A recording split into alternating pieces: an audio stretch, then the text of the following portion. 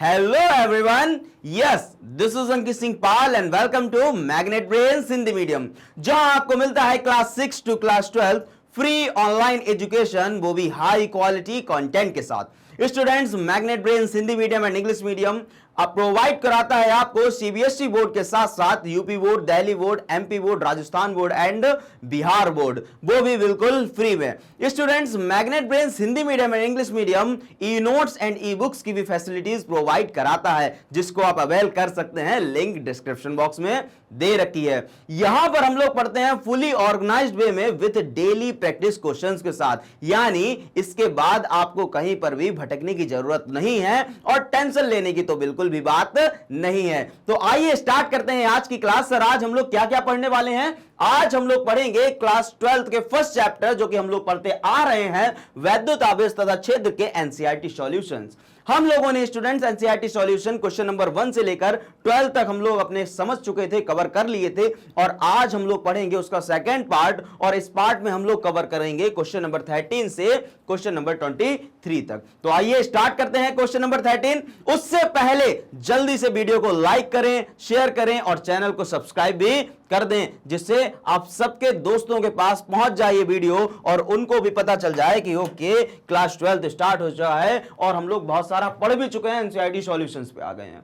तो जल्दी से शेयर करें। ओके, तो पढ़ते हैं पहला क्वेश्चन। आइए स्टार्ट करते हैं। सर, पहला क्वेश्चन क्या दे रखा, मतलब क्वेश्चन नंबर 13 क्या दे रखा है? आज का फर्स्ट क्वेश्चन है, वैसे हमारा क्वेश्चन नंबर 13 है। क्वेश्चन नंबर 13 दे रखा है कि किसी एक समान स्तर वैद्युत क्षेत्र में 3 आवेशित कणों के पद चिन्ह ट्रैक्स दर्शाए गए हैं। तीनों आवेशों के चिन्ह लिखिए। इनमें से किस कण का आवेश सहित अनुपात दैट इज Q/M अधिकतम होगा? आपको एक डायग्राम दे रखा है और आपको एक ट्रैक दे रखा है। जो हमारा ट्रैक का मतलब होता है जो जिसपे हम लोग मान लेते हैं जो पथ होता है, जैसे हम लोग कहें रनिंग वाला ट्रैक, साइकिल वाला ट्रैक। तो ये जो ट्रैक दे रखा है और इस ट्रैक पर 3 आवेश दे रखे हैं, आवेश 1, आवेश 2, आवेश 3, 3 आवेश दे रखे हैं। और इन 3 आवेश के कुछ ट्रैक आपको दर्शाए गए हैं कि आवेश 1 किधर की तरफ जा रहा है, आवेश 2 किधर की तरफ जा रहा है और आवेश 3 किधर की तरफ जा रहा है। ऊपर वाला जो पट्टी है, ऊपर जो 2 पट्टी है, ऊपर वाली पट्टी है ये पॉजिटिव है और नीचे वाली पट्टी कैसी है? नेगेटिव है, मतलब ऊपर वाला धनावेश है तो नीचे वाला ऋणावेश है। अगर यहां से आप देखें ये तो जो Q1 एंड Q2 है, ये स्टूडेंट जा रहा है पॉजिटिव की तरफ। किसके तरफ जा रहा है? ऊपर की तरफ जा रहा है। तो आप लोगों को दिमाग में अपने आप आ गया होगा, क्लिक कर गया होगा कि जब ये 2 आवेश ऊपर की तरफ जा रहे हैं, मतलब कहीं ना कहीं ये दोनों आवेश कैसे होंगे? नेगेटिव होंगे। बिल्कुल सर। और ये वाला जो आवेश है वो नीचे की तरफ जा रहा है, मतलब नीचे वाली मतलब ऋणावेश की तरफ जा रहा है, तो मतलब इसको कोई ना कोई अट्रैक्ट कर रहा होगा। तो ये वाला जो आवेश होगा वो कैसा होगा? पॉजिटिव होगा। ओके सर, इतना तो समझ में आया। अब आपको यह बताना है कि Q/M बताना है कि इसका रेशियो किसका सबसे ज्यादा अधिक होगा, क्या Q1 का होगा या फिर Q2 का होगा या फिर Q3 का होगा। अगर आप इसको देखें, बड़ा ध्यान से देखें, तो सबसे ज्यादा डिफ्लेक्ट कौन कर रहा है, मतलब अपने पथ से कौन सबसे ज्यादा डिफ्लेक्ट कर रहा है, दूर की तरफ भाग रहा है। तो हम देखेंगे Q1 भी नहीं भाग रहा, Q2 भी नहीं भाग रहा, सबसे ज्यादा भाग रहा है Q3। और ये Q3 Q1 यहां पर आपको 2 एक्सिस भी दे रखी हैं, एक है एक्स एक्सिस और ऊपर की तरफ है वाई एक्सिस। एक क्या है? एक्स एक्सिस है और ऊपर की तरफ क्या है? Y axis. मतलब हम लोग ये जो आवेश हैं एक्स एक्सिस में तो चल ही रहे हैं, ऐसे ऐसे सीधे तो चल ही रहे हैं, और सीधे चलने के साथ साथ ये लोग वाई एक्सिस में भी बढ़ रहे हैं। जैसे अगर इस वाले आवेश की बात करें तो ये वाला आवेश देखो यहां तक तो बिल्कुल सीधी लाइन आई है, यहां तक ऐसे करके बिल्कुल सीधी लाइन आई है। लेकिन अगर ये लाइन मैं ऐसे करके सीधी करूं तो यहां से देखो ये एक्स एक्सिस में तो आगे बढ़ ही रहा है, लेकिन इसके साथ साथ ये वाई एक्सिस में ऊपर की तरफ भी बढ़ रहा है। सेम एस ये वाला भी एक्स एक्सिस में तो बढ़ रहा है लेकिन वाई में भी बढ़ रहा है। और ये वाला अगर यहां से हम लोग मैं सीधी लाइन ये करूं तो एक्स एक्सिस में तो बढ़ ही रहा है, लेकिन साथ ही साथ नीचे की तरफ वाई एक्सिस में भी ये बढ़ रहा है। तो हम लोगों को कहीं ना कहीं क्या बताना है कि कौन ज्यादा डिफ्लेक्ट होगा, Q/M बताना है। अगर हम लोग यहां की बात करें, अगर मान लेते हैं कोई भी पॉइंट ले लेते हैं, इसी वाले का पॉइंट ले लेते हैं, क्योंकि हमको पता है जो चार्ज Q3 है वही ज्यादा डिफ्लेक्ट हुआ है। तो आइए देखते हैं।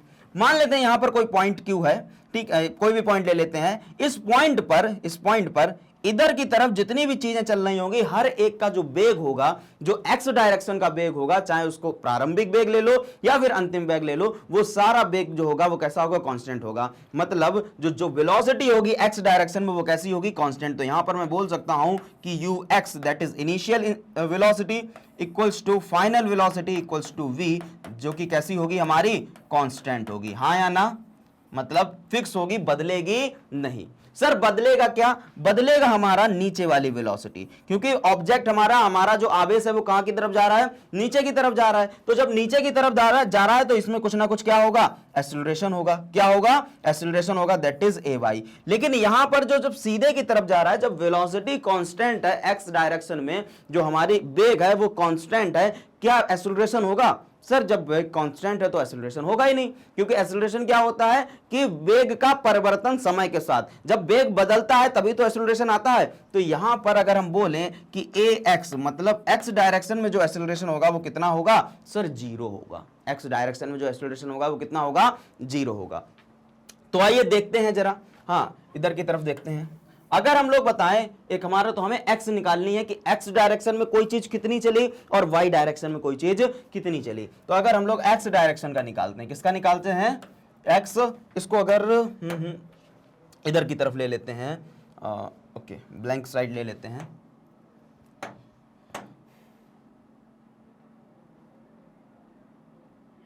अगर ब्लैंक साइड ले लेते हैं तो अगर हम लोग देखें x डायरेक्शन की, किसकी देखें, एक्स डायरेक्शन की एक्सीलरेशन देखते हैं कि सर क्या हुई। एक्स डायरेक्शन की एक्सीलरेशन क्या होगी, आपने पढ़ा है s equals to u t plus half a t square, पढ़ा है क्लास 11 में, सर बिल्कुल पढ़ा है। अगर ये पढ़ा है तो हम लोग देख रहे हैं एक्स डायरेक्शन, तो इधर x लिख दो।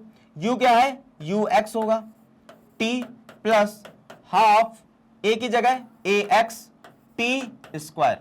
यू एक्स तो हमारा सेम है जिसको हम लोग v बोलते हैं, तो वी टी हो गया, प्लस हाफ। एक्स डायरेक्शन में कोई भी एक्सीलरेशन था नहीं था, क्योंकि वेलोसिटी हमारी कैसी थी सर, जीरो थी। तो एक्स डायरेक्शन यहां पर एक्स की जगह जीरो और ये टी स्क्वायर, तो ये टर्म तो पूरा जीरो हो गया, तो एक्स इक्वल्स टू आ गया बी टी। मतलब वो इतने टाइम, मतलब इतनी डिस्टेंस कवर करता है टी टाइम में, वी टी डिस्टेंस कवर करता है टी टाइम में। अब इधर अगर इसको देखो आप, तो हमें यह तो पता चल गया कि x डिस्टेंस कवर करता है, bt डिस्टेंस कवर करता है t टाइम में, लेकिन साथ ही साथ वो नीचे की तरफ तो भी तो जा रहा है, y डायरेक्शन में भी तो जा रहा है। तो सर हम y डायरेक्शन कैलकुलेशन को कैसे छोड़ सकते हैं, आइए जरा y डायरेक्शन की कैलकुलेशन को भी देखते हैं। सर अगर y डायरेक्शन की कैलकुलेशन अगर हम देखें तो फॉर y डायरेक्शन कैलकुलेशन देखें तो हम लोग क्या दोबारा फॉर्मूला लगाएंगे, s equals to u t plus half a t square. तो y इक्वल्स टू u, मतलब कौन सा u लेंगे, y डायरेक्शन वाला है ना, तो लेंगे हम लोग u y t plus half, यहां पर क्या होगी ए वाई टी स्क्वायर। अब एक बात बताना, इधर की तरफ आओ, यहां पर पॉइंट ले रहे थे, इनिशियल पॉइंट पर, यहां पर क्या कोई भी पॉइंट, कोई भी आवेश है वो नीचे की तरफ जा रहा है, तो आप कहोगे कि सर इनिशियल पॉइंट पर, प्रारंभिक बिंदु पर अगर हम लोग देखें तो जो उसकी वेलोसिटी होगी y डायरेक्शन वो जीरो होगी, क्योंकि क्या वो नीचे की तरफ जा रहा है, नहीं, नीचे की तरफ तो वो यहां पर जा रहा है। कहां पर जा रहा है, थोड़े आगे बढ़कर जा रहा है। तो क्या हम लोग बोल सकते हैं कि जो यहां पर uy होगा वो जीरो होगा, बिल्कुल सर uy जीरो होगा, ठीक है। तो यहां पर कर दें जीरो, तो y इक्वल्स टू जीरो और ये t प्लस हाफ, इसकी जगह a की जगह क्या हम लोग ले लेंगे ए। अच्छा अभी इसको ऐसे ही लिख दो, देखो यहीं पर ट्विस्ट है, ठीक है। तो हमारा y इक्वल्स टू क्या आ गया, हाफ ए वाई टी स्क्वायर। अब ए क्या है, ए एक्सेलरेशन है बाई डायरेक्शन में, हाँ बाई डायरेक्शन में एक्सेलरेशन तो हो रहा है, तो जरा इधर की तरफ देखते हैं, एक्सेलरेशन तो हो ही रहा है ना हमारा बाई डायरेक्शन में, क्योंकि बॉडी नीचे की तरफ जा रही है। तो एक बात बताना कि F equals to m a होता है, सर बिल्कुल होता है। तो A इक्वल्स टू क्या हो जाएगा sir, A equals to F upon m हो जाएगा, हाँ या ना, बिल्कुल सर। अब एक, अच्छा इसको हटाओ, ऐसे करके इसको हटाओ, ठीक। अब एक बात बताना, E इक्वल्स टू क्या होता है sir, E equals to F upon q होता है। तो F equals to E q नहीं हो जाएगा, सर बिल्कुल हो जाएगा। ये भी F की वैल्यू, ये भी F की वैल्यू, क्या दोनों को इक्वल कर सकते हैं, बिल्कुल सर कर सकते हैं। तो बोल सकते हैं हम m a equals to E q, तो A की वैल्यू क्या आ गई, A equals to E q बटे एम आ गई ना। तो क्या इस ए की जगह हम लोग लिख सकते हैं EQ अपॉन M? बिल्कुल सर लिख सकते हैं। तो y equals to q E upon ये 2 नीचे 2m और ये t स्क्वायर। तो कहीं ना कहीं बाई डायरेक्शन में जो दूरी चलेगी t टाइम में वो इतनी चलेगी। अब टाइम तो कांस्टेंट रहेगा, टाइम बदलेगा नहीं। टाइम कैसा रहेगा सर? कांस्टेंट रहेगा। हमारा जो मास है, मास भी नहीं, अरे हमारी जो इलेक्ट्रिक वैद्युत क्षेत्र है, पूरे में जो वैद्युत क्षेत्र है वो क्या कहीं बदल रही है सर? कहीं नहीं बदल रही है। तो हमारा जो, और टू वैसे भी कांस्टेंट है, तो कहीं ना कहीं जब इतनी सारी चीजें कांस्टेंट आ गई तो हम बोल नहीं सकते कि y is directly proportional to q upon m। Sir बोल सकते हैं। तो इसका ये मतलब आया कि y मतलब अगर कोई आवेश है, उस आवेश का जो द्रव्यमान है वो कम है। कैसा है? आवेश का द्रव्यमान कम है। अगर आवेश का द्रव्यमान कम, कहीं ना कहीं वो डिस्प्लेसमेंट ज्यादा होगी, मतलब वो ज्यादा डिस्प्लेस होगा, ज्यादा नीचे की तरफ जाएगा वाई डायरेक्शन में। अगर आवेश का, अगर किसी कोई आवेश है और उस आवेश का आवेश ज्यादा है, मतलब ज्यादा मैग्नीट्यूड में परिमाण उसका ज्यादा है, तो कहीं ना कहीं जो डिस्प्लेसमेंट होगी वाई डायरेक्शन में वो ज्यादा होगी। तो यहीं पर यही हमसे पूछा गया था Q अपॉन M। तो मैंने बता दिया कि सर जो चार्ज 3 होगा वो ज्यादा डिस्प्लेस होगा, उसका परिमाण सबसे अधिकतम होगा किसका? Q3 का। तो जल्दी से इसका स्क्रीनशॉट ले लीजिए, फिर हम लोग बढ़ते हैं नेक्स्ट क्वेश्चन की तरफ। जल्दी से स्क्रीनशॉट लीजिए।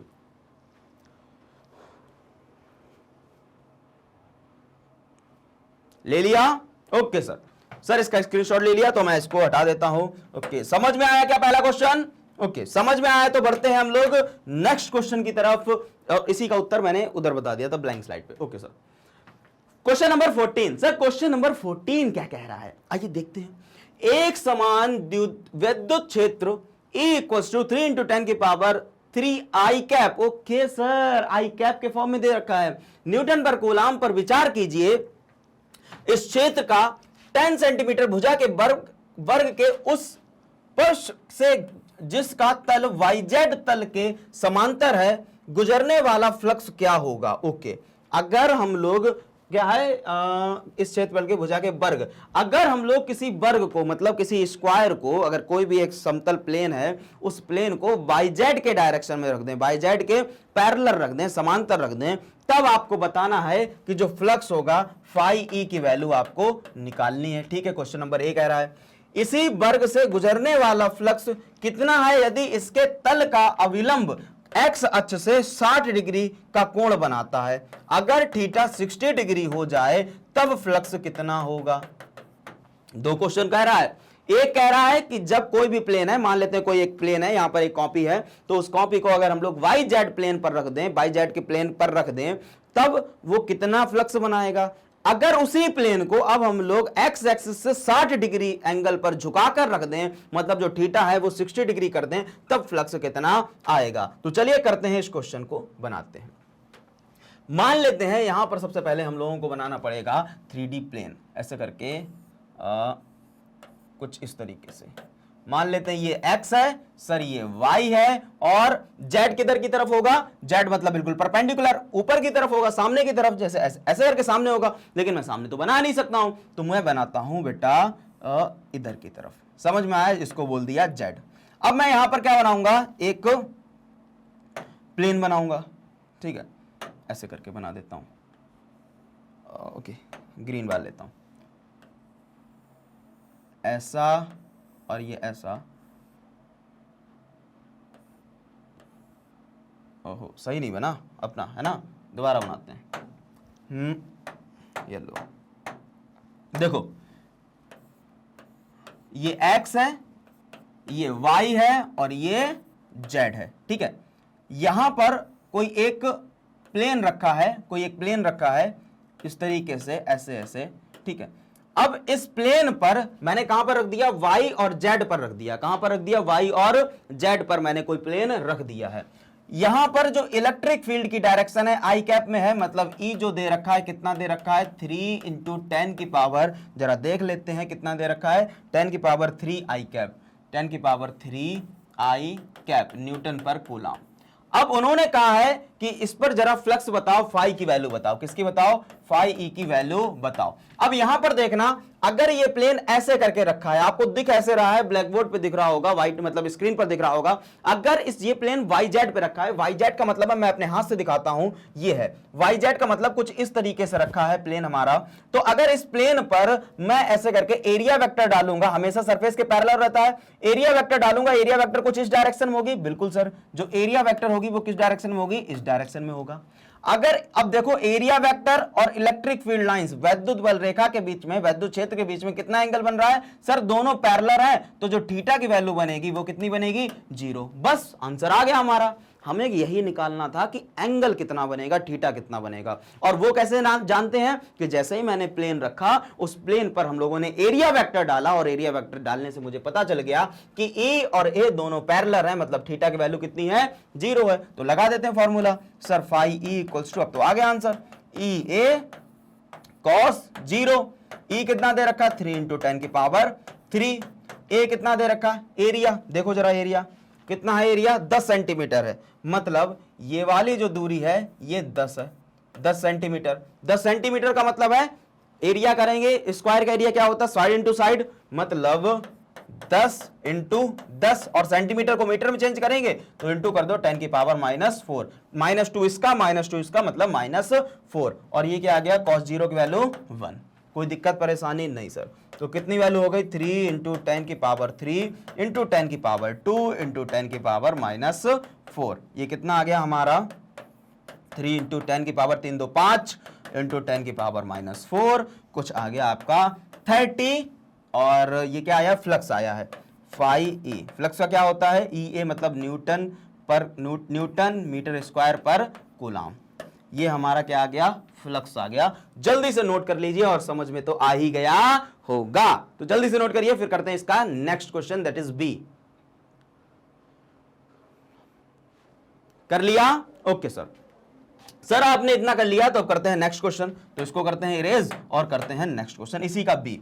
अब वो कह रहा है कि सर अगर मैं इसी को 60 डिग्री एंगल पर रख दूं, मतलब थीटा की वैल्यू 60, तो क्या हो जाएगा formula, phi E equals to E A cos 60 degree. Cos 60 degree हो गया, तो फाई इक्वल्स टू ई की वैल्यू 3 इंटू 10 की पावर कितना दे रखा था, 3 इंटू 10 की पावर 3 सर दे रखा था, 3 इंटू 10 की पावर 3। एरिया वही 10 इंटू 10, और इसको चेंज कर लेंगे मीटर में, 10 की पावर -4, और cos 60 की वैल्यू जल्दी से बताओ कितनी होती है, 1/2। तो सॉल्व कर लो जरा इसको, तो phi E equals to 3 into 10 की पावर 3 इंटू ये कितना हो जाएगा, 10 की पावर 2 इंटू 10 की पावर -4 गुणे 1/2। तो जरा इसको सॉल्व करेंगे तो स्टूडेंट्स क्या हो जाएगा, 3 इंटू 10 की पावर 5 इंटू 10 की पावर -4 इंटू 1/2। सर इसको सॉल्व करेंगे तो ये कुछ 30 बन जाएगा, तो 30 गुणे 1/2, 2 से काटो, 2 कम 2, और 15 दूनी 30, तो फाई ई इक्वल्स टू 15 आ गया। कितना आ गया, 15 यूनिट न्यूटन मीटर स्क्वायर पर कूलम। तो अब मुझे पता चला कि अच्छा अगर 0 डिग्री पर रखा जाएगा तो उसका जो फ्लक्स आएगा वो कितना आएगा, 30 आएगा। अगर 60 डिग्री पर रखा जाएगा तो 15 आएगा। समझ में आया? कोई दिक्कत परेशानी सर? कोई दिक्कत परेशानी नहीं। अगर वीडियो अच्छी लग रही है और न्यूमेरिकल्स लगाने में इंटरेस्ट जाग रहा हो और थोड़ा बहुत फिजिक्स की तरफ प्यार हो रहा हो तो जल्दी से वीडियो को कर दें लाइक और शेयर भी कर दें और चैनल को सब्सक्राइब कर लें और घंटी को जरूर दबा दें, है ना। जो बेल आइकन दिया है उसको भी दबा दें जिससे आपको न्यू अपडेट्स मिलती रहें। सर चलिए बढ़ते हैं आगे, बहुत देर हो गया है, बातें ना करें, आइए सर बढ़ते हैं आगे। सर नेक्स्ट क्वेश्चन क्या कह रहा है हमारा? कह रहा है कि अभ्यास 14 के एक समान वैद्युत क्षेत्र का 20 सेंटीमीटर भुजा के किसी घन से कितना नेट फ्लक्स गुजरेगा। ओके, अभ्यास 14 मतलब ये वाला हमारा ये वाला जो दे रखा है, ठीक है, मतलब इलेक्ट्रिक फील्ड हमें इतना ही लेनी है, ठीक है। वो ये कह रहा है ऐसा, तो कह रहा है कि कितना फ्लक्स गुजरेगा और उसने बोल दिया है जो इस प्रकार अविविन्यसंत है, जो इसके फलकों निर्देशक तलों के समांतर है। आ जाओ देखते हैं बेटा। कह रहा है कि अभ्यास 14 के एक समान वैद्युत क्षेत्र वही लेंगे हम लोग, कितना लेंगे यहां पर लिख लेते हैं, E इक्वल्स टू, क्योंकि उसने बता दिया है, क्वेश्चन नंबर 14 से ही लेना है, 3 इंटू 10 की पावर कितना दे रखा है, 3 इंटू 10 की पावर 3 इंटू 10 की पावर 3 न्यूटन पर कूलम। अब वैद्युत क्षेत्र का जो भुजाएं दे रखी हैं वो कितनी दे रखी है, किसी घन की 20 सेंटीमीटर दे रखी है। कितनी दे रखी है, 20 सेंटीमीटर दे रखी है। तो आइए जरा देखते हैं, इसमें शायद इसका यूज भी ना हो। देखो बड़ा इंटरेस्टिंग सवाल है, ठीक है। कोई घन है, घन का मतलब क्या होता है, क्यूब। घन का मतलब क्या होता है, क्यूब। क्यूब का मतलब जो आप लूडो पासा खेलते हैं ना, कहते हैं अरे यार चलो अब तो गर्मी, अब तो कोई खेलते ही नहीं, अब तो सब किस में दे खेलते हैं, फोन में खेलते हैं। पहले आता था एक दफ्ती का आता था और ऐसे करके खोलते थे, पीछे सांप सीढ़ी होता था और ऐसे ऐसे करके अरे छक्का आ गया, ठीक है, 2 आ गया, 3 आ गया, तब खेलते थे। तो वही वाला जो पासा है, हाँ, तो उसी पासा को जरा देखो और उस पासा को यहां पर बनाते हैं, क्यूब बनाते हैं। क्या बनाते हैं, ऐसे करके कुछ इस तरीके से मैं बनाता हूं, ऐसा। ये क्या बनके तैयार हुआ, अपना क्यूब बनके तैयार हुआ। क्या बनके तैयार हुआ, क्यूब बनके तैयार हुआ। इन सब, इसकी जो भुजा है वो 20 सेंटीमीटर है, मतलब सारी भुजाएं 20 सेंटीमीटर की होंगी। बिल्कुल सर, क्या होंगी। तो हमें नेट फ्लक्स बताना है, कुल फ्लक्स बताना है। क्या बताना है, कुल फ्लक्स बताना है। ठीक है सर, कुल फ्लक्स कैसे बताएं, जरा देखो। ये क्यूब है, ये क्या है, क्यूब है। इस क्यूब का जो इलेक्ट्रिक फील्ड लग रहा है वो कितनी लग रहा है, 3 × 10 की पावर 3 न्यूटन पर कूलाम। मतलब अच्छा, ये क्यूब कैसा है, ये क्यूब पूरा बंद है। कैसा है, क्लोज सरफेस है। इसके अंदर क्या बताया गया है, कोई भी आवेश उत्पन्न है नहीं। अगर आप दिमाग से पढ़ें, अगर मैं पीछे लेक्चर्स देखे हैं और उन लेक्चर्स को अगर डिटेल में पढ़ा है मेरे साथ, तो आप बता सकते हैं कि अगर कोई भी बंद पृष्ठ अगर किसी भी वैद्युत क्षेत्र में रखा है और उसके अंदर कोई भी आवेश नहीं है, तो कुल जो फ्लक्स होगा वो 0 होगा। कितना होगा, 0 होगा। हाँ या ना, इतना तो पढ़ा है। बिल्कुल सर। अगर इतना नहीं पढ़ा तो आ जाओ, इससे निकाल लेते हैं। सर कैसे निकालते हैं, देखो जरा। मान लेते हैं कि ऐसा करके इलेक्ट्रिक फील्ड लाइंस में बनाता हूं दूसरे कलर से। इस तरीके से कुछ इलेक्ट्रिक फील्ड लाइंस जा रही हैं, जो कि E = 3 × 10 की पावर 3 न्यूटन पर कूलाम है। हाँ या ना, ठीक सर। सर इसके फेसेस कितने होंगे, अगर क्यूब देखें, क्यूब के कितने सरफेस होते हैं, कितने फेस होते हैं सर, 6 होते हैं। अगर बनाते हैं 1 2 ये 3 ये 4 और इसके सामने वाला 5 और इसके पीछे वाला इधर वाला 6 सरफेस हो गए सर। बिल्कुल 6 सरफेस हो गए। अब यहां पर देखते हैं इस वाले सरफेस के लिए, ये जो पहला सरफेस है, तो पहला सरफेस मैं इधर बना देता हूं आपका कुछ इस तरीके से। हाँ, कुछ ये सरफेस पहला सरफेस बन गया। हाँ, इस सरफेस पर अगर एरिया वेक्टर डालें तो एरिया वेक्टर कुछ इस डायरेक्शन में आएगा। बिल्कुल सर, एरिया वेक्टर इस डायरेक्शन में आएगा। अगर इस सरफेस पर देखो इलेक्ट्रिक फील्ड लाइंस किस डायरेक्शन में जा रही, इस डायरेक्शन में जा रही, मतलब एरिया वेक्टर जो है वो ये है और इलेक्ट्रिक फील्ड लाइंस ये हैं। तो देखो इन दोनों के बीच में कितना एंगल बन रहा है सर, एरिया वेक्टर उधर की तरफ, इलेक्ट्रिक फील्ड लाइंस इधर की तरफ, जो मतलब जो एंगल बन रहा है वो 180 बन रहा है। कितना बन रहा है, 180। तो हम लोग क्या फाई ए निकाल सकते हैं, फाई 1 मतलब फ्लक्स फाई 1 एक सरफेस के लिए सर क्या बोलेंगे, ई ए कॉस 180। सर कॉस 180 की वैल्यू -1 होती है। क्या होती है, कॉस 180 की वैल्यू -1। तो ई ए कॉस, कॉस कहां से आ जाएगा, -1 आएगा, -1। तो हमारा आ गया माइनस का ई ए। कोई दिक्कत परेशानी नहीं सर, ये फाई 1 की वैल्यू आ गई। किसकी आ गई, फाई 1 की। ऐसे ही फाई 2 की निकाल सकते हैं। बिल्कुल सर, फाई 2 की निकाल सकते हैं। देखो जरा इधर वाले में दूसरा अगर सरफेस पर देखेंगे तो एरिया वेक्टर डालेंगे, वो भी इस डायरेक्शन में, ई भी इस डायरेक्शन में, मतलब एरिया वेक्टर और ई के लिए जो एंगल बन रहा है वो 0 डिग्री बनेगा। किसके लिए, सरफेस 2 के लिए। किसके लिए, सरफेस 2 के लिए। मतलब सरफेस 2 ऐसा होगा, इलेक्ट्रिक फील्ड लाइंस ऐसे ही तरफ जा रही होंगी, एरिया वेक्टर इस डायरेक्शन में, तो दोनों के बीच में 0 एंगल। तो हम लोग क्या बोलेंगे कि फाई 2 = ई ए कॉस कितना लगेगा, 0 लगेगा। तो कॉस 0 मतलब फाई ई ए। ये क्या आ गया, फ्लक्स 2 आ गया, मतलब दूसरे वाले सरफेस के लिए। अब जरा तीसरे वाले सरफेस के लिए देखते हैं। सर तीसरे वाले सरफेस मतलब ऊपर होगा। बिल्कुल सर, ऊपर होगा, मतलब एरिया वेक्टर डालेंगे ऊपर की तरफ। लेकिन हमारा सर इलेक्ट्रिक फील्ड लाइंस, वैद्युत क्षेत्र की तीव्रता किधर जा रही है, वैद्युत बल रेखा सर इधर की तरफ है, वैद्युत क्षेत्र इधर की तरफ है, और एरिया वेक्टर ऊपर की तरफ। देखो एरिया वेक्टर ऊपर की तरफ, वैद्युत क्षेत्र इधर की तरफ, तो दोनों बीच का एंगल कितना बन रहा है, देखो सर जरा देखो, एरिया वेक्टर ऊपर की तरफ, यहां पर मान लेते हैं इमेजिनरी सरफेस है, एरिया वेक्टर ऊपर की तरफ, वैद्युत क्षेत्र इधर की तरफ, दोनों का एंगल कितना बन रहा है सर 90 बन रहा है। कितना बन रहा है सर, दिख रहा है क्या, ऐसे करके सर 90 बन रहा है, एंगल बन रहा है 90। तो अगर यहां पर तीसरे वाले सरफेस कर देखें तो phi 3 = E A cos 90। Sir 90 का मतलब कॉस 90 की वैल्यू 0 होती है, तो यहां पर 0 रखेंगे तो फाई 3 की वैल्यू आ जाएगी 0। समझ में आया। ऐसे ही 5 4 की वैल्यू देखेंगे, 5 4 ऐसे करके होगा, 5 4 ऐसे करके होगा, तो एरिया वेक्टर नीचे की तरफ, इलेक्ट्रिक लाइन इधर की तरफ, तो मतलब उसमें भी एंगल कितना बनेगा 0। तो मतलब सर हम बोल सकते हैं कि हमारा जो 5 4 होगा वो भी सर 90 एंगल बनेगा, मतलब 0 होगा। बिल्कुल सर। सर 5 6 देख लो, 5 6 ऐसे, एरिया वेक्टर आगे की तरफ, पहले 5 5 देखो, 5 5 ऐसे करके होगा, तो इधर आपको दिख नहीं होगा, ऐसे करके होगा, इस सरफेस के पीछे देखो, इधर की तरफ इलेक्ट्रिक फील्ड लाइन इधर की तरफ, मतलब जो एंगल बनेगा वहां पर भी 90 बन रहा होगा, मतलब जो 5 5 होगा वो भी cos 90 रखेंगे तो 0 आएगा, और जो 5 6 होगा वो देख लो, 5 6 ऐसे की तरफ, एरिया वेक्टर इधर की तरफ, इलेक्ट्रिक फील्ड लाइन इधर की तरफ, तो एंगल कितना बन रहा है सर 90 डिग्री बन रहा है, तो यहां पर भी जो 90 डिग्री बनेगा मतलब 0। तो ये हमने 6 फेस के फ्लक्स निकाल लिए, किसकी मदद से, एरिया वेक्टर की मदद से, एंगल की मदद से। अब हमसे क्या पूछा है, कुल फ्लक्स पूछा है, तो कुल फ्लक्स पूछा है तो जल्दी से इनको ऐड कर देते हैं, तो क्या बोलेंगे फाई कुल, ठीक है, कुल फ्लक्स क्या बोलेंगे, phi 1 plus phi 2 plus phi 3 plus phi 4 plus phi 5 plus phi 6।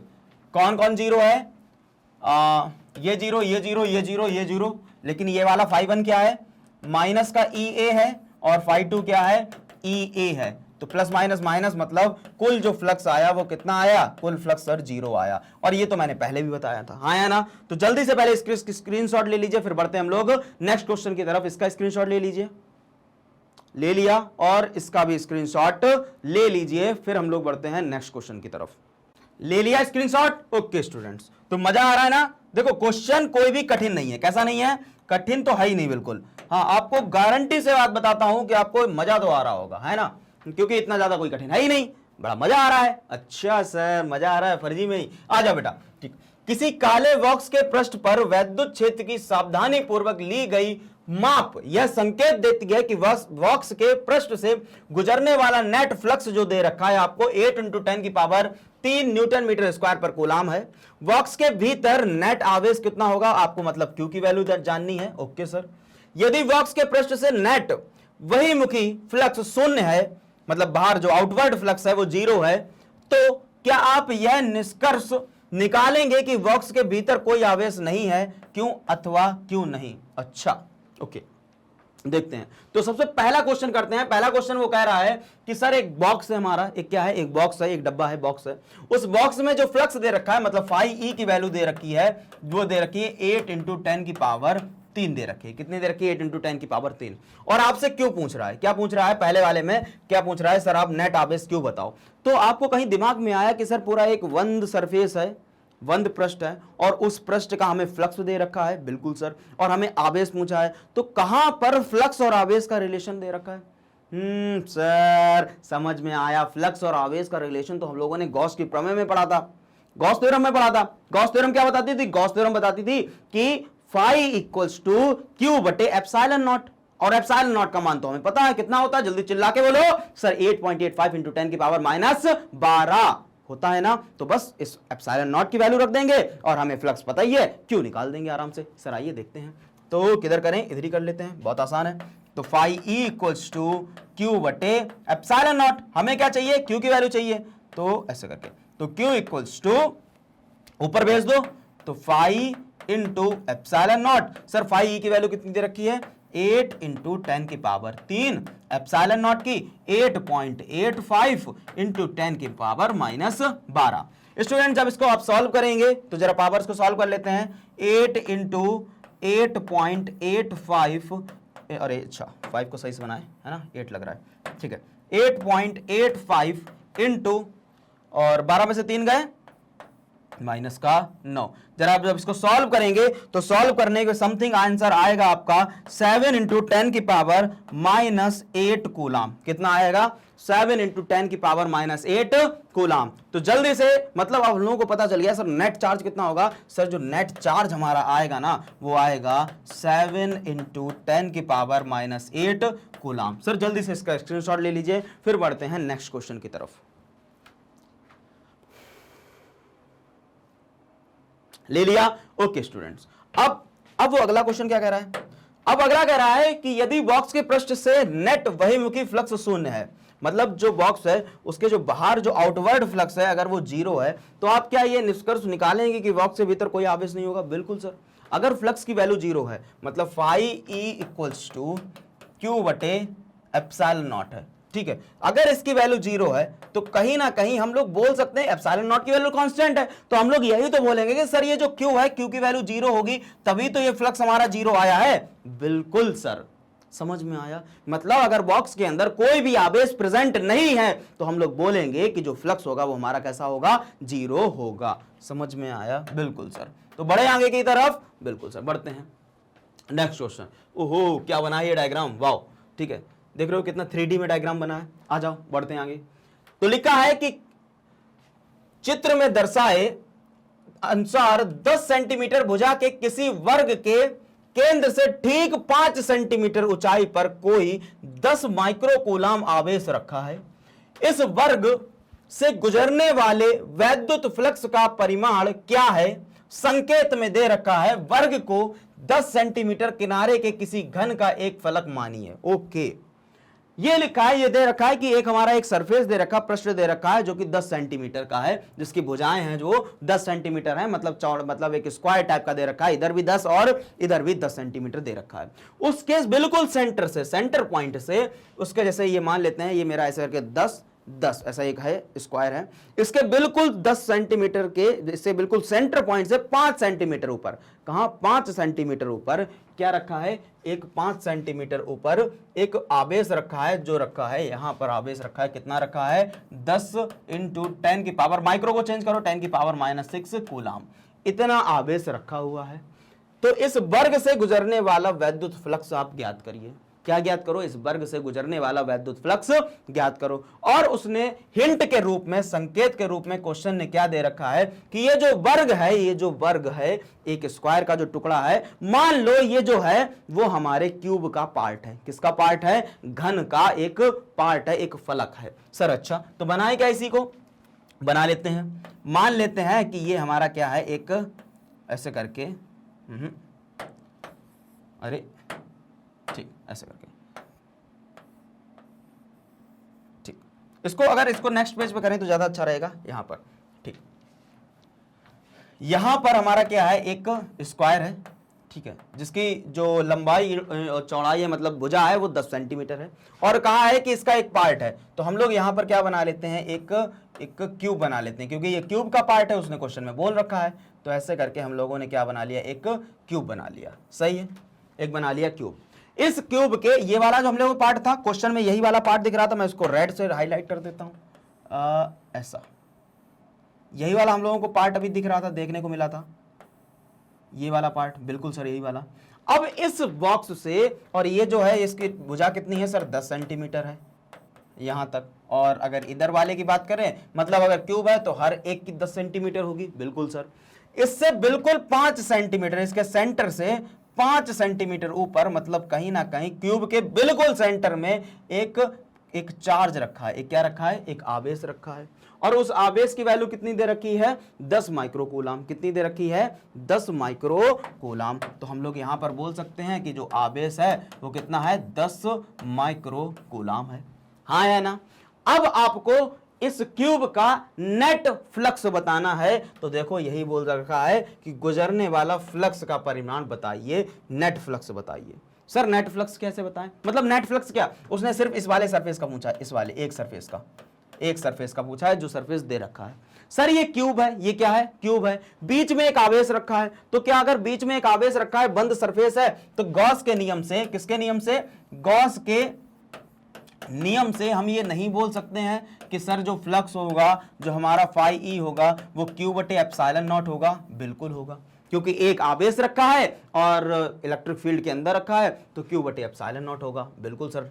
हाँ, अब इसके कितने फेस होते हैं? सर इसके 6 फेस होते हैं, लेकिन पूछा किससे गया है? सिर्फ एक फेस से पूछा गया है। तो 6 फेस होते हैं, तो 6 का 1/6 का डिवाइड करा देंगे। बिल्कुल सर। तो सिर्फ और सिर्फ एक जिस फेस से पूछा है, तो फाई ई इक्वल्स टू, मतलब छठे फेस से, तो हम लोग क्या बोलेंगे? 1/6 क्यू अपॉन एप्सिलॉन नॉट। बस आंसर निकाल दो। क्यू की वैल्यू कितनी दे रखी है? आवेश दे रखा है 10 इंटू 10 की पावर -6 बटे 6 इंटू एप्सिलॉन नॉट की वैल्यू 8.85 इंटू 10 की पावर माइनस 12। जरा इसको सॉल्व करते हैं, कितना आ जाएगा, 10 की पावर माइनस 12 को ऊपर भेजो, ठीक है, तो हो जाएगा ये 10 और यहां पर डिवाइड कर दो, 2 3 6 2 5 10, तो इसको मैं ऐसे लिख दूं कि 5/3 इंटू 10 की पावर माइनस 6 इंटू 10 की पावर 12 होल अपॉन कितना ये आ गया, ये सर आ गया है हमारा इंटू 8.85 इंटू 10 की पावर माइनस 12, तो ऊपर ही चला गया, तो इसको हटाई दो, ये इतना आ गया ऐसे। तो ये जब इसको हम लोग सॉल्व करेंगे, इसको स्टूडेंट जब हम लोग सॉल्व करेंगे तो इसका कुछ जो आपका आंसर आएगा वो आएगा 1.88 इंटू 10 की पावर 5। कितना आएगा, 1.88 इंटू 10 की पावर 5। जब इसको हम सॉल्व करेंगे तो आंसर आएगा 1.88 इंटू 10 की पावर 5। और ये फ्लक्स है, तो फ्लक्स की यूनिट क्या होती है सर, लिख दीजिए न्यूटन मीटर स्क्वायर पर कूलाम। क्या होती है, न्यूटन मीटर स्क्वायर पर कूलाम। तो हमें पता चल गया कि ये हमने कराया भी है, कि हमने बोला था कि एमसीक्यूज में आ सकता है। देखो एमसीक्यू में तो नहीं आया, देखो कहां पे आ गया, न्यूमेरिकल में आ गया। कहां पर आ गया, न्यूमेरिकल में आ गया कि अगर एक क्यूब है और उस क्यूब के सेंटर पे एक आवेश रखा है और किसी भी एक पार्ट का पूछ रहा है तो 6 से डिवाइड करा देंगे। समझ में आया, क्यों 6 से कराएंगे, क्योंकि उसके 6 फेस होते हैं। ठीक, समझ में आया, बिल्कुल सर। तो जल्दी से इसका स्क्रीनशॉट लीजिए और फिर हम लोग बढ़ते हैं नेक्स्ट क्वेश्चन की तरफ।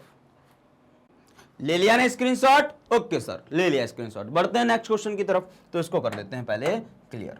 देखिए क्या कह रहा है नेक्स्ट क्वेश्चन हमारा, हाँ 18 नंबर। 2 माइक्रोकूलाम का कोई बिंदु आवेश है, क्या है, 2 माइक्रोकूलाम का कोई बिंदु आवेश है, किसी किनारे पर 9 सेंटीमीटर किनारे वाले किसी घनीय गॉसीय पृष्ठ के केंद्र पर स्थित है। पृष्ठ से गुजरने वाला फ्लक्स, सीधे सीधे आपको क्या पूछ रहा है, फ्लक्स की वैल्यू पूछ रहा है, बहुत आसान है।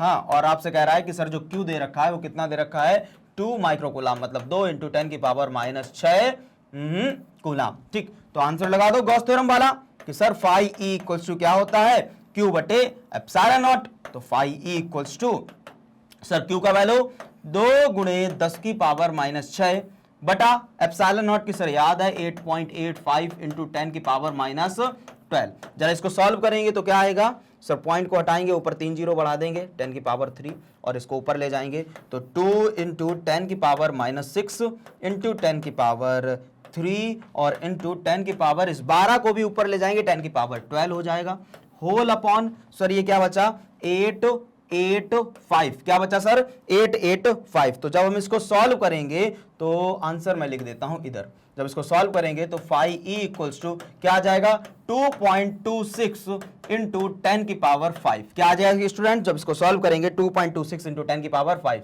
और सर इसकी यूनिट क्या होती है, न्यूटन मीटर स्क्वायर पर कूलाम। समझ में आया, जल्दी से नोट कर लीजिए। क्या किया मैंने, सेम, क्या कौन सा फॉर्मूला लगाया सर आपने, तो सेम कूलाम्स लगा, नहीं गॉस थ्योरम वाला। कौन सा फॉर्मूला लगाया, गॉस थ्योरम वाला फॉर्मूला लगाया। Phi equals to q upon epsilon naught, तो फाई इक्वल्स टू 2 इंटू 10 की पावर माइनस 6 और पॉइंट को हटा दिया था, 2 जीरो थे, अरे सर 2 जीरो आएंगे, ठीक है, ये 2 जीरो थे, ठीक है, 8.85, हाँ 2 जीरो ऊपर गए तो ये क्या हो गया, और अपॉन एप्सिलॉन नॉट की वैल्यू रख दी, सॉल्व किया, आंसर आ गया 2.26 इंटू 10 की पावर 5 न्यूटन मीटर स्क्वायर पर कूलाम। समझ में आया, कॉन्सेप्ट समझो, कॉन्सेप्ट समझ में आया, बिल्कुल सर। तो जल्दी से स्क्रीनशॉट लीजिए, फिर बढ़ते हैं नेक्स्ट क्वेश्चन की तरफ। ओके सर, स्क्रीनशॉट ले लिया है, तो करते हैं इसको all clear. Next question, question number 19 क्या कह रहा है सर, 19 कह रहा है कि किसी बिंदु आवेश के कारण उस बिंदु को केंद्र मानकर खींचे गए 10 सेंटीमीटर त्रिज्या के गोलीय गॉसीय पृष्ठ पर वैद्युत फ्लक्स माइनस का 1 इंटू 10 की पावर 3 न्यूटन मीटर स्क्वायर पर कूलाम है। ठीक है, एक क्वेश्चन कह रहा है यदि गॉसीय पृष्ठ की त्रिज्या को 2 गुनी कर दिया जाए तो पृष्ठ से निकलने वाला फ्लक्स कितना होगा। कह रहा है कि एक अगर हमारा गोलीय पृष्ठ है और उस गोलीय पृष्ठ पर बिंदु मानकर हमने मान लिया है उसकी जो त्रिज्या है, गोलीय पृष्ठ की जो त्रिज्या है, ऐसे करके गोलीय पृष्ठ है, और इस गोलीय पृष्ठ की जो त्रिज्या है, रेडियस है, वो दे रखी है 10 सेंटीमीटर। कितनी दे रखी है, 10 सेंटीमीटर दे रखी है। और जो फ्लक्स की वैद्युत फ्लक्स की वैल्यू दे रखी है, फाई ई की वैल्यू दे रखी है, वो दे रखी है माइनस का 1/10 की पावर 3, माइनस 1 इंटू 10 की पावर 3 दे रखी है। अब कह रहा है, क्वेश्चन में पहला कह रहा है कि यदि गॉसीय पृष्ठ की त्रिज्या को 2 गुना कर दिया जाए तो पृष्ठ से निकलने वाला फ्लक्स कितना होगा। अब एक बात बताना, आवेश कहां पर है? आवेश अंदर है, हाँ या ना? बिल्कुल सर। आवेश अगर अंदर है तो मैंने एक, जब आपने लेक्चर मैंने पढ़ाए थे तो उसमें बोला था कि जो फ्लक्स होगा वो शेप, साइज मतलब आकार और आकृति पर डिपेंड नहीं होगा, ना ही आवेश कहां पर रखा है आवेश की स्थिति पर डिपेंड होगा। तो अगर हम 1 सेंटीमीटर, अगर ये 10 सेंटीमीटर है, इसी को हम 20 सेंटीमीटर कर दें, चाहे 40 सेंटीमीटर कर दें, और आवेश उतना ही रखें जितना पहले था, तो क्या फ्लक्स में चेंजमेंट आएगा? नहीं। तो यहां पर क्या लिखोगे कि आकृति मतलब शेप और साइज पर, शेप और साइज पर डिपेंड नहीं करता है, मतलब आकृति और उसका जो मतलब आकृति है या फिर आकार है उस पर डिपेंड नहीं करता है फ्लक्स। अगर तो फ्लक्स हमारा फाई ई कितना रहेगा? सेम ही रहेगा, माइनस का 1 इंटू 10 की पावर -3। इसका आंसर तो सीधे सीधे आ गया। सही है। बिंदु आवेश का मान ज्ञात कीजिए। सर आवेश का मान तो ज्ञात कर सकते हैं, कैसे कर सकते हैं? फॉर्मूला क्या था सर? फॉर्मूला वही गॉस थ्योरम का formula, phi E equals to q बटे एप्सिलॉन नॉट। सर क्यू निकालना है तो क्यू इक्वल्स टू क्या हो जाएगा? Phi E into epsilon naught, हाँ या ना? इसको इधर भेज दो, इसको इधर भेज दो। Q equals to phi E upon epsilon naught, तो क्यू इक्वल्स टू फाई की वैल्यू सर माइनस का 1 बटे 10 की पावर 3, एप्सिलॉन नॉट की वैल्यू 8.85 इंटू 10 की पावर -12, -12 इसकी क्या होती है? कूलाम स्क्वायर पर न्यूटन मीटर स्क्वायर। तो जब इसको सॉल्व करेंगे तो आंसर आएगा माइनस का 8.85 इंटू 10 की पावर -9 कूलाम। क्या आएगा? 8.85 इंटू 10 की पावर -9 कूलाम। और शायद बुक में ऐसा दे रखा होगा कि जो फ्लक्स जो मतलब आवेश आया है वो माइनस का 8.85 नैनो कूलाम भी आया, क्योंकि -9 क्या होता है? नैनो होता है। समझ में आया स्टूडेंट? सर बिल्कुल समझ में आया। तो अगर समझ में आया है तो जल्दी से स्क्रीनशॉट ले लीजिए, आंसर ये इधर लिखा है, जल्दी से स्क्रीनशॉट लीजिए, जल्दी से ले लिया इसके स्क्रीनशॉट। अब हम लोग बढ़ते हैं नेक्स्ट क्वेश्चन की तरफ। सर नेक्स्ट क्वेश्चन हमारा क्या कह रहा है? चलिए बढ़ते हैं नेक्स्ट क्वेश्चन की तरफ। सर नेक्स्ट क्वेश्चन स्क्रीनशॉट ले लिया ना? हटाएं, क्लियर करें। ओके सर क्लियर करते हैं। देखिए कह रहा है क्वेश्चन नंबर 20 कह रहा है कि 10 सेंटीमीटर त्रिज्या के चालक गोले, चालक मतलब कंडक्टिंग बॉडी, चालक गोले पर अज्ञात परिणाम का आवेश है। ठीक है। यदि ये गोले के केंद्र से 20 सेंटीमीटर दूर पर वैद्युत क्षेत्र 1.5 इंटू 10 की पावर 3 न्यूटन पर कूलाम, त्रिज्या अंतर्मुखी रेडिकली इन्वर्टेड है, तो गोले पर नेट आवेश कितना होगा? ओहो सर समझ में आया क्या कह रहा है? ये कह रहा है कि एक गोला है सर। ओके सर एक गोला है। अगर ये गोला है और इस गोले की जो इस गोले के केंद्र पर कोई भी आवेश रखा है, कोई भी आवेश रखा है, मान लेते हैं क्यू आवेश रखा है। इस क्यू आवेश के कारण और यहां पर जो इलेक्ट्रिक फील्ड है वो कितनी है? ई की वैल्यू दे रखी है, वैद्युत क्षेत्र की तीव्रता दे रखी है, ई दे रखी है 1.5 गुणे 10 की पावर 3 न्यूटन पर कूलाम। ठीक है। 1.5 इंटू 10 की पावर 3 न्यूटन पर कूलाम दे रखा है। बोला है कि इससे 20 सेंटीमीटर दूरी पर, कितनी सेंटीमीटर दूरी पर? यहां से ऐसे करके एक पी पॉइंट है। क्या है? एक पी पॉइंट है। और यहां से लेकर यहां तक की जो दूरी है वो कितनी दे रखी है? 20 सेंटीमीटर दे रखी है। सर 20 सेंटीमीटर दूरी पर रखा है एक आवेश, एक पिंड है, तो गोले पर नेट आवेश कितना होगा? इसके आवेश बताना है, इस गोले पर नेट आवेश बताना है। जैसे ही कंडक्टिंग बॉडी मानी तो हम लोगों के दिमाग में आ गया कि अच्छा ऊपर पॉजिटिव चार्ज होगा या फिर नेगेटिव चार्ज होगा, हाँ या ना? सर बिल्कुल कुछ ना कुछ आवेश होगा। बिल्कुल सर आवेश होगा इसके ऊपर। अगर आवेश होगा तो जब भी कभी ऐसा होता है तो सबसे लास्ट लेक्चर में मैंने क्या पढ़ाया था? जो इलेक्ट्रिक फील्ड निकालते हैं यहां पर सिग्मा या फिर इन सब से नहीं निकालते, गॉस थ्योरम से नहीं निकालते, सीधे सीधे जो हम लोगों ने एक पहले दूसरे लेक्चर में पढ़ा, ई इक्वल्स टू क्या फॉर्मूला पढ़ा सर? पढ़ा E equals to 1/4 pi epsilon naught 1/4 pi epsilon naught q upon r square पढ़ा। अब वही फॉर्मूला यहां पर रख दो। तो E equals to 1/4 pi epsilon naught की वैल्यू क्या होगी? जल्दी से बोलो, जल्दी से जल्दी से जल्दी। सर वैल्यू होगी 9 इंटू 10 की पावर 9। क्यू की वैल्यू मुझे फाइंड आउट करनी है। आर स्क्वायर की वैल्यू 20 सेंटीमीटर है, तो मैं इसको चेंज कर सकता हूं 20 इंटू 10 की पावर -2 का होल स्क्वायर। सर क्यू निकालना है, क्यू को इधर रखा रहने दो, बाकी सबको इधर भेज दो। हाँ तो क्यू इक्वल्स टू ई की वैल्यू भी रख देंगे, मतलब यहां पहले ई रख देते हैं। ई कितना है? 1.5 इंटू 10 की पावर 3 इंटू ये ऊपर चला जाएगा तो 20 गुणे 20 इंटू 10 की पावर -4 हो जाएगा, होल अपॉन ये वाला जो टर्म है ये नीचे आएगा, तो 9 इंटू 10 की पावर 9। यहां तक समझ में आया, हाँ या ना? तो जल्दी से इसको सॉल्व करिए, फिर हम लोग बढ़ते हैं आगे की ओर। देखें, आप 1 मिनट आपको देते हैं, जल्दी से सॉल्व करिए। सॉल्व कर लिया? जल्दी जब इसको हम लोग सॉल्व करेंगे तो आपका जो आंसर आएगा वो आएगा 6.67 इंटू 10 की पावर -9, और ये क्या है, कूलाम है, तो इसका जो आंसर आएगा वो कूलाम में आ जाएगा। ठीक, तो ये जो आंसर आया है नेट चार्ज, नेट आवेश कितना होगा, ये होगा 6.67 इंटू 10 की पावर -9 कूलाम। समझ में आया? कितना आसान था सर। क्या किया हम लोगों ने, एक कंडक्टिंग गोला दे रखा था, उससे P पॉइंट दूरी पर कोई एक पॉइंट था 20 सेंटीमीटर दूरी पर, हाँ, तो वहां पर कुछ ना कुछ इलेक्ट्रिक फील्ड था इस गोले पर, कितना था, 1.5 इंटू 10 की पावर 3। तो आपको इस गोले के जो अंदर या फिर गोले पर जो आवेश है वो नेट आवेश निकालना, तो फॉर्मूला लगा दिया, E = 1/4πε0 Q/r²। Q को इधर ही रखा रहने दिया, बाकी सबको इधर भेज दिया। तो मैंने यहाँ पर सॉल्व किया, सॉल्व करने के बाद क्या आया, 6.67 इंटू 10 की पावर -9 कूलम। समझ में आया? तो जल्दी से इसका स्क्रीनशॉट लीजिए, फिर हम लोग बढ़ते हैं नेक्स्ट क्वेश्चन की तरफ। ले लिया ना स्क्रीनशॉट? ओके सर, बढ़े आगे? बिल्कुल सर, तो इसको कर देते हैं ऑल क्लियर, फिर बढ़ते हैं हम लोग नेक्स्ट क्वेश्चन की तरफ। Question number 21। Sir question number 21 क्या कह रहा है? क्वेश्चन नंबर 21 कह रहा है कि व्यास में 2.4 व्यास के किसी एक समान आवेशित चालक गोले का पृष्ठीय आवेश घनत्व 80 माइक्रोकूलाम पर मीटर स्क्वायर है। गोले पर आवेश ज्ञात कीजिए, मतलब Q की वैल्यू आपको ज्ञात करनी है, और गोले के पृष्ठ से निर्गत कुल वैद्युत फ्लक्स मतलब फाई की वैल्यू भी ज्ञात करनी है। सर वो आपसे कह रहा है कि एक जो हमारा एक गोला है, उस गोले का व्यास दे रखा है, मतलब डायमीटर दे रखा है। तो सीधे सीधे आप इधर लिख सकते हैं कि सर यहां पर डायमीटर दे रखा है हमारा 2.4 मीटर, तो क्या मैं इसको रेडियस में कन्वर्ट नहीं कर सकता हूं? बिल्कुल सर, 2 से डिवाइड करा देंगे तो 1.2 मीटर। ओके, आर तो आ गया।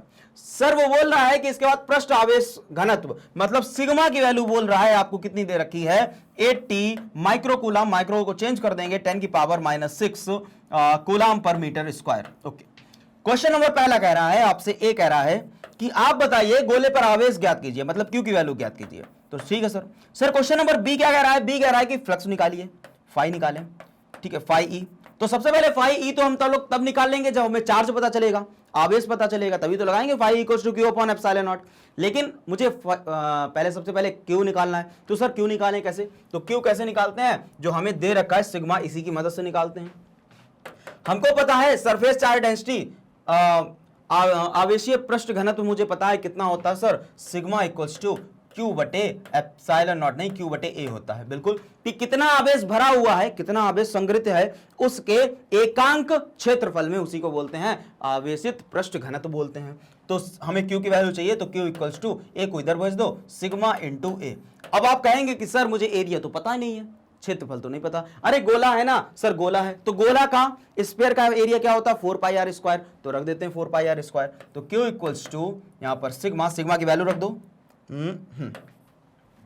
सिग्मा कितना दे रखा, कहां गया, ओके, 80 इंटू 10 की पावर -6 इंटू एरिया कितना दे रखा है सर, एरिया दे रखा है हमारा 4πr², तो लिख देते हैं 4πr² दे नहीं रखा है, 4πr²। अब वैल्यू रख दो जरा, Q = 80 इंटू 10 की पावर -6, 4 पाई मतलब 3.14, और r² का मतलब है, r कितना दे रखा, 1.2 का होल स्क्वायर। तो जब हम लोग इसको सॉल्व करेंगे तो हमारा कुछ स्टूडेंट जो आंसर आएगा वो कितना आएगा, 10 की पावर -6 है, और इसको जब खोलेंगे 1.2, तो हमारा जो आंसर आएगा समथिंग आ जाएगा 1.44 इंटू 10 की पावर -3। कितना आया है, 1.44 इंटू 10 की पावर -3 कूलाम। ऐसे तो हमारा जो आंसर आएगा 1.44 इंटू 10 की पावर -3 कूलाम। ये आपका आ गया कुल आवेश, आ गया क्या आ गया, गोले पर आवेशित आवेश ज्ञात कीजिए, तो हमें आवेश पता चल गया। जल्दी से इसकी स्क्रीनशॉट लीजिए, फिर हम लोग नेक्स्ट क्वेश्चन की तरफ बढ़ते हैं।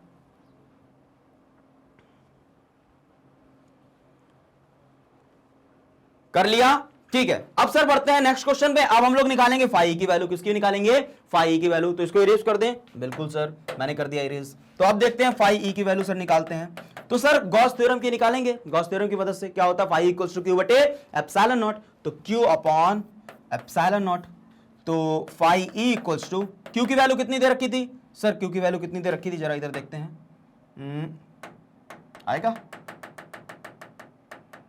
आएगा हाँ, 1.44 इंटू 10 की पावर -3। ओके, 1.44 यहां पर लिख देते हैं। Q हमारा कितना आया, 1.44 इंटू 10 की पावर -3 कूलम। ठीक, इधर लगाते हैं phi E equals to q upon epsilon naught.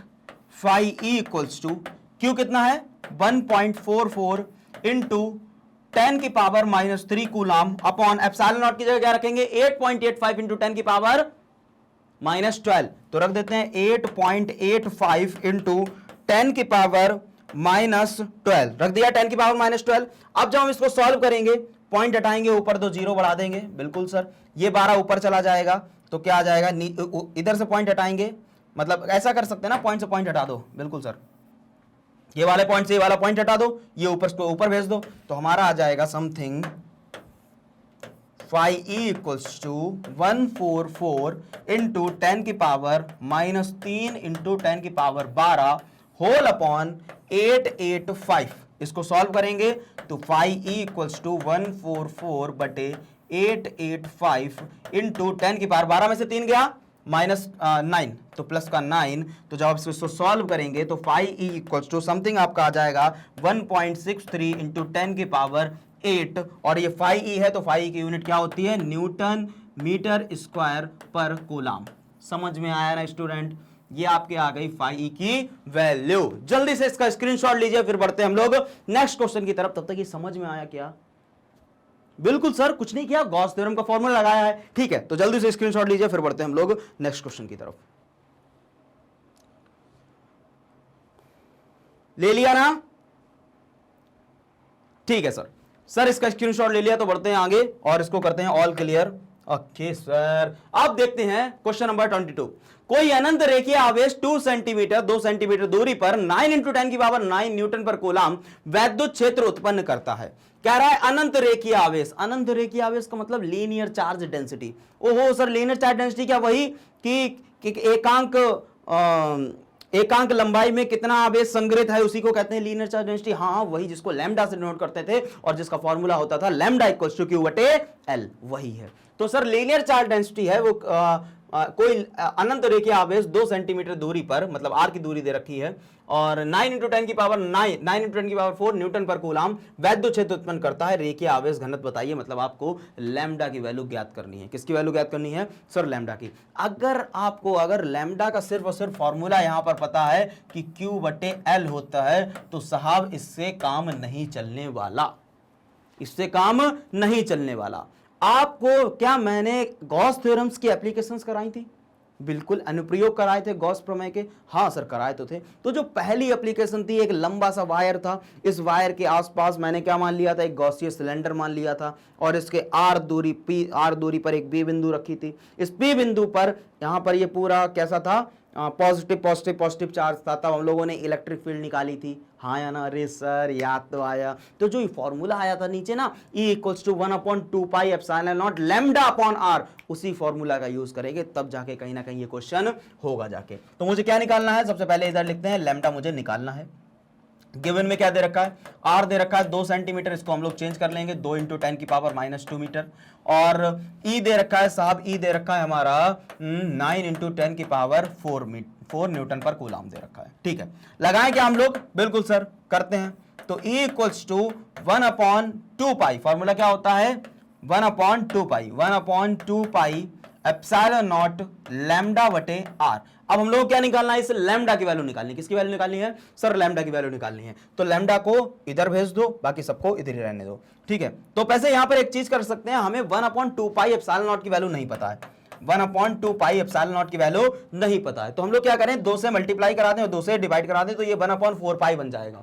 1/4 pi epsilon naught की वैल्यू पता है 9 इंटू 10 की पावर 9, ऐसे ही रख देंगे हम लोग। ठीक है, तो इसको कर देते हैं ऐसे करके इरेज।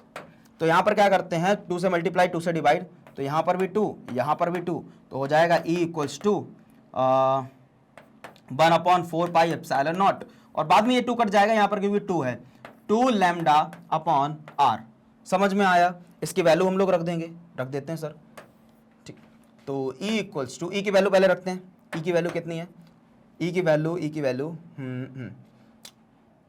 ओके, ई की वैल्यू कितनी है सर? 9, अच्छा 9 इंटू 10 की power 4 equals to 1/4 pi epsilon naught की जगह 9 इंटू 10 की पावर 9, तो 9 इंटू 10 की पावर 9 इंटू 2 लैम्डा को वैसा ही रखा रहने दो, होल अपॉन आर है। आर की वैल्यू कितनी दे रखी है सर? आर की वैल्यू दे रखी है 2 इंटू 10 की पावर -2। सर 2 से 2 तो कट जाएगा, 10 की पावर -2 ऊपर चला जाएगा तो क्या आ जाएगा? 10 की पावर +2 हो जाएगा, मतलब 9 2 11 हो जाएगा। तो हम लोग बोल सकते हैं 9 इंटू 10 की पावर 4 इक्वल्स टू 9 इंटू 10 की पावर, ये ऊपर जाएगा 9 2 11, 9 2 11 इंटू लैम्डा। बिल्कुल सर, हमें लैम्डा चाहिए, लैम्डा को इधर ही रखा रहने दो, इसको नीचे भेज दो। तो लैम्डा इक्वल्स टू क्या हो जाएगा? 9 इंटू 10 की पावर 4 बटे 9 इंटू 10 की पावर 11।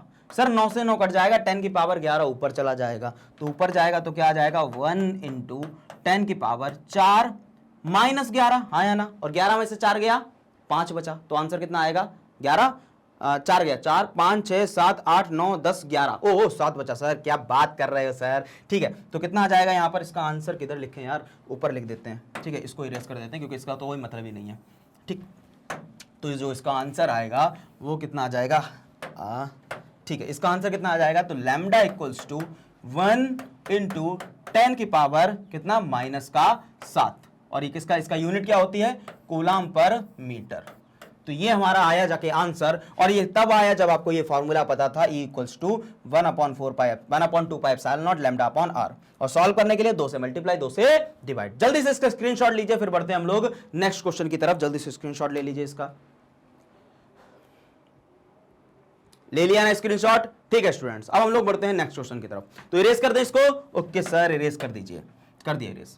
देखते हैं क्वेश्चन नंबर 23 क्या कह रहा है? दो बड़ी पतली धातु की प्लेट एक दूसरे के समांतर एवं निकट हैं, इनके भीतर फलकों पर प्लेटों के पृष्ठ आवेश घनत्व के चिन्ह विपरीत है, मतलब एक पॉजिटिव है तो एक दूसरा नेगेटिव होगा, एक धनात्मक होगा तो दूसरा ऋणात्मक होगा, तथा इनके परिणाम 17 इंटू 10 की पावर -22 कूलाम पर मीटर स्क्वायर है। मतलब हमें सिग्मा की वैल्यू भी दे रखी है, ओके सर। कह रहा है पहली प्लेट के बाहरी क्षेत्र पे, मतलब बाहरी क्षेत्र पर आपको क्या निकालना है? पहली प्लेट के बाहरी क्षेत्र में, दूसरी प्लेट के बाहरी क्षेत्र में तथा प्लेटों के बीच के वैद्युत क्षेत्र E का परिणाम परिकलित करना है। मतलब आपको E की वैल्यू निकालनी, पहले बाहर निकालनी, फिर पहले इधर बाहरी में निकालना है, फिर इधर वाली दूसरी प्लेट के बाहर में निकालना, फिर दोनों प्लेट के बीच में निकालना। आइए, बड़ा इंटरेस्टिंग सवाल है और करते हैं क्वेश्चन। यहाँ पर पहले लिख लेते हैं जो सिग्मा की वैल्यू दे रखी है, कितनी दे रखी है, और इसको करते हैं हम लोग इस साइड पे, ठीक। बना लेते हैं पहले। दो प्लेटें हैं, दो समांतर प्लेटें रखी हैं कुछ ऐसे करके, दो समांतर कुछ इस तरीके से प्लेटें रखी हुई हैं, ठीक है सर। दो समांतर प्लेटें रखी हैं, इनके बाहर पर सिग्मा है, अंदर क्या बोला है? देखो जरा पढ़ो। पहली धातु के प्लेट एक दूसरे के समांतर एवं निकट है, इनके भीतर फलकों मतलब इसके अंदर वाली पर यहां पर सिग्मा होगा और इसके अंदर वाली पर यहां पर सिग्मा होगा, और बाहर क्या है? कुछ भी नहीं है, सरफेस चार्ज डेंसिटी है ही नहीं, दैट इज 0, ओके सर। और सिग्मा की जो वैल्यू दे रखी है वो सर दे रखी है, सिग्मा की वैल्यू कितनी दे रखी है? सिग्मा की वैल्यू दे रखी है 17 इंटू 10 की पावर -22। तो यहां पर लिख देते हैं 17 इंटू 10 की पावर -22, ठीक है। इतनी हमें सिग्मा की वैल्यू दे रखी है कूलाम पर मीटर स्क्वायर, ठीक है सर, इतनी वैल्यू दे रखी है। अब कह रहा है, पहला क्वेश्चन कह रहा है कि यहां पर आपको क्या बताना है? आपको बताना है इलेक्ट्रिक फील्ड के, अगर हम पहली प्लेट के बाहर अगर कोई पॉइंट रख दें, वहां पर ई की वैल्यू ज्ञात करो। तो ये पहली प्लेट है, यहां पर पहली लिख देते हैं, इसको दूसरी प्लेट लिख देते हैं। तो अब इसके यहां पर थोड़ी दूरी पर, यहां पर मान लेते हैं हमने पी बिंदु रख दी, और इस पी बिंदु पर ई की वैल्यू ज्ञात करो, हाँ। और उसने कहा कि दोनों पर विपरीत है, ये सिग्मा, ये वाली प्लेट जो है पॉजिटिव सिग्मा है, और ये वाली प्लेट जो है वो निगेटिव सिग्मा है। मतलब इस पर ये पॉजिटिव है तो दूसरी वाली निगेटिव है। ये पॉजिटिव और ये यहां पर टेस्ट चार्ज हम लोग पॉजिटिव ही रखते हैं, तो पॉजिटिव क्या करेगा? रिपेल करेगा, मतलब जो E1 लगेगा वो सर इस डायरेक्शन में लगेगा, बिल्कुल सर। ये पॉजिटिव ये निगेटिव, मतलब जो E2 अपनी की तरफ अट्रैक्ट करेगा, जो E2 लगेगा वो उस तरफ लगेगा। तो क्या आप यहां से ये ज्ञात नहीं कर सकते हो E1 and E2 opposite direction में है? बिल्कुल सर। तो सबसे पहले तो यहां पर E1 की वैल्यू रखते हैं। तो क्या E1 की वैल्यू आपको पता है? सर आपने क्या गॉस थ्योरम की दूसरी एप्लीकेशन पढ़ी है sir, sigma upon 2 epsilon naught, तो वहीं पर लगेगी, ये एक सरफेस है ना, ठीक। तो यहां पर क्या हो जाएगा? Sigma upon 2 epsilon not. E1 क्या आ गया? E2 का क्या होगा? सर E2 का होगा भी sigma upon 2 epsilon not, same है ना। तो हम लोग को नेट निकालना है, तो E इक्वल्स टू E, मतलब मान लेते हैं यहाँ पर A पॉइंट है, इस पॉइंट को A पॉइंट दे देते हैं, P ना देके A दे देते हैं, ठीक है। तो ई ए इक्वल्स टू क्या हो जाएगा, sigma upon 2 epsilon not minus sigma upon 2 epsilon not. ठीक है, क्योंकि विपरीत दिशा में एक मुझे इधर की तरफ खींच रहा है, एक इधर की तरफ खींच रहा है, मैं कहीं बढ़ूंगा नहीं, मैं तो वहीं पर रहूंगा। तो क्या हो जाएगा, माइनस हो जाएगा, मतलब ई ए की जो वैल्यू आएगी सर वो 0 आ जाएगी। कितनी आ जाएगी, 0 आ जाएगी। तो पहले क्वेश्चन की जो वैल्यू आई है हमारी वो कितनी आई है सर, वो आई है 0। Okay sir. दूसरा कह रहा है दूसरी प्लेट के वहा क्षेत्र में, अब दूसरी वाली प्लेट के इधर साइड रख दो, तो यहां पर हम लोग बी पॉइंट रख देते हैं। क्या रख देते हैं, यहां पर एक बी पॉइंट रख देते हैं। ठीक है, यहां पर भी प्लस क्यू नॉट होगा। अब देखो E1 ये भी पॉजिटिव ये भी पॉजिटिव, मतलब E1 कुछ इस डायरेक्शन में, ये पॉजिटिव ये नेगेटिव, तो E2 कुछ इस डायरेक्शन में। यहां पर भी E1 इन E2 अपोजिट डायरेक्शन में, मतलब जो EB आएगा वो भी हमारा कैसा आएगा, 0 आएगा, क्योंकि वो भी कैसा है, अपोजिट डायरेक्शन में है। तो यहां पर भी हम लोग क्या रख सकते हैं, 0। अब कह रहा है प्लेटों के बीच में वैद्युत क्षेत्र E का परिणाम ज्ञात कीजिए। अब क्या करना है, अब एक पॉइंट यहां पर C रख देते हैं। क्या रख देते हैं, एक पॉइंट C रख देते हैं। अब जैसे ही यहां पर टेस्ट चार्ज Q0 रखते हैं तो ये पॉजिटिव ये पॉजिटिव, मतलब E1 जो लगेगा वो इस डायरेक्शन, समझ में आ रहा है ना, बहुत सरल है। ये E1 ये पॉजिटिव वो पॉजिटिव, E1 लगेगा उस डायरेक्शन में, ऐसे की तरफ रिपेल करेगा ना। अब ये पॉजिटिव ये नेगेटिव, तो ये कहेगा तुम भी इधर की तरफ आ जाओ, मतलब अपने ही तरफ खींचेगा। तो जो E2 लगेगा वो भी इसी डायरेक्शन में लगेगा। अच्छा, अगर दोनों प्लेट के बीच में हम लोग कोई पॉइंट रख देते हैं तो पॉइंट क्या होता है, उस पॉइंट पर जो E1 और E2 आएगा वो समान डायरेक्शन में आएगा, एक दिशा में आएगा। अगर एक दिशा में आएगा तो सर दोनों को क्या कर देंगे, हम लोग ऐड कर देंगे। तो चलिए करते हैं, इसको इरेज कर दें। बिल्कुल सर, ये तो कराई, हाँ रुको नहीं करते हैं क्योंकि अभी आपको स्क्रीनशॉट लेना है इसका। ठीक है, इधर कर देते हैं।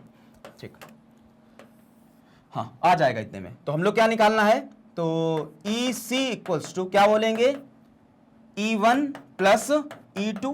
E1 कितना है, sigma upon 2 epsilon not plus sigma upon 2 epsilon not, दोनों को ऐड कर देते हैं तो 2 सिग्मा अपॉन 2 एप्सिलॉन नॉट, 2 से 2 कैंसिल आउट हो जाएगा, मतलब सिग्मा अपॉन एप्सिलॉन नॉट। अब वैल्यू रख दो, सिग्मा की वैल्यू कितनी थी सर, सिग्मा की वैल्यू थी 17 इंटू 10 की पावर माइनस 22, और सर एप्सिलॉन नॉट की वैल्यू कितनी थी, 8 इंटू 8.85 कितनी थी, 8 पॉइंट, सर वो तो रट गई है, 8.85 इंटू 10 की पावर माइनस 12, हाँ या ना। अब इसको कर लेते हैं सॉल्व, और जब आप इसको सॉल्व करेंगे जो आंसर आएगा वो आएगा 1.92 इंटू, इसको थोड़ा ऊपर ले जाते हैं, इंटू 10 की पावर माइनस 10, कितना आएगा 1.92 इंटू 10 की पावर माइनस 10। और सर ये क्या है, हमारा इलेक्ट्रिक फील्ड है, तो न्यूटन पर कूलम।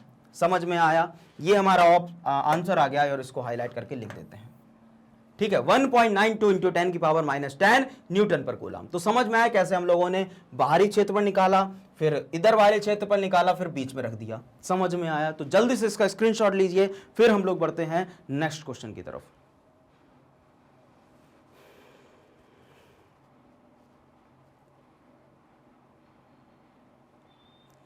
ठीक, चलो देखते हैं सर, इरेज कर दें इसको। बिल्कुल सर। तो स्टूडेंट्स ये हमारे हुए ओके, आज हम लोग का कितना पढ़ रहे थे, 23 क्वेश्चन तक ही पढ़ रहे थे।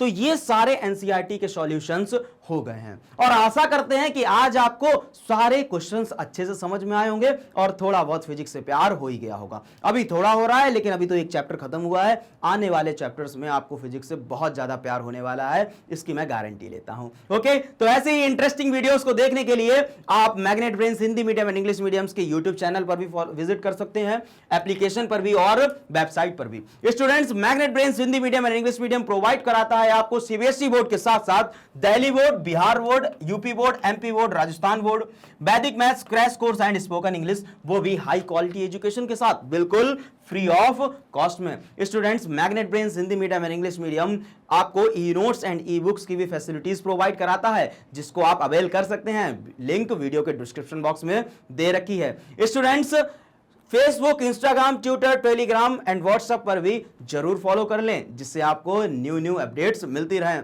वीडियो को ज्यादा से ज्यादा लाइक करें, शेयर करें एंड चैनल को सब्सक्राइब करना ना भूलें। मिलते हैं नेक्स्ट क्लास में, तब तक के लिए जय हिंद, जय भारत।